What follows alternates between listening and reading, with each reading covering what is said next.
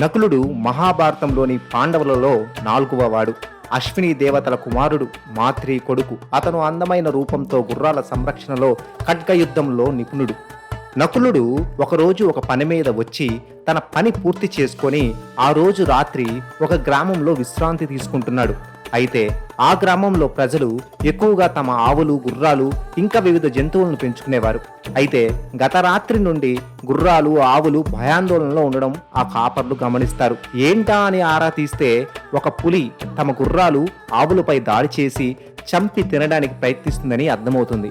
దానితో ఆ కాపర్లు ఆ విషయాన్ని నకులుడికి చెప్తారు.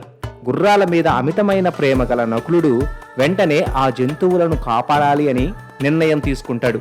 దానితో పక్క రోజు రాత్రి పులి అక్కడికి వస్తుందని అంచనా వేసి పక్కనే ఉన్న ఒక చిన్న వాగులో ఒక ఖడ్గంతో ఎదురు చూస్తాడు నకులుడు. పులి రానే వచ్చింది. నిదానంగా కొన్ని బాణాలు పులి మీద వదిలి తన ఖడ్గంతో పులిని అడ్డుకుంటాడు నకులుడు. కానీ పులి కూడా తిరగబడడంతో నకులుడు పులి మధ్య ఒక వీరోచిత పోరాటమే జరుగుతుంది. చివరికి తన ఖడ్గ ప్రదర్శన తట్టుకోలేక పులి దూరంగా ఉన్న ఒక పెద్ద అడవిలోకి పారిపోతుంది. ఆ విధంగా నకులుడు ఆ గ్రామంలో ఉన్న గుర్రాలను, ఆవులను కాపాడుతాడు. అక్కడ గ్రామ ప్రజలు నకులుడి ధైర్య సాహసాలు మెచ్చుకొని సంగీత వాయిద్యాలతో నకులుడికి సన్మానం చేస్తారు. నకులుడి గురించి మరింత సమాచారం కోసం నెక్స్ట్ షాట్లో తెలుసుకోండి. ఈ షాట్ మీకు నచ్చినట్లయితే లైక్ చేయండి, కామెంట్ చేయండి, షేర్ చేయండి, సబ్స్క్రైబ్ చేసుకోవడం మర్చిపోకండి.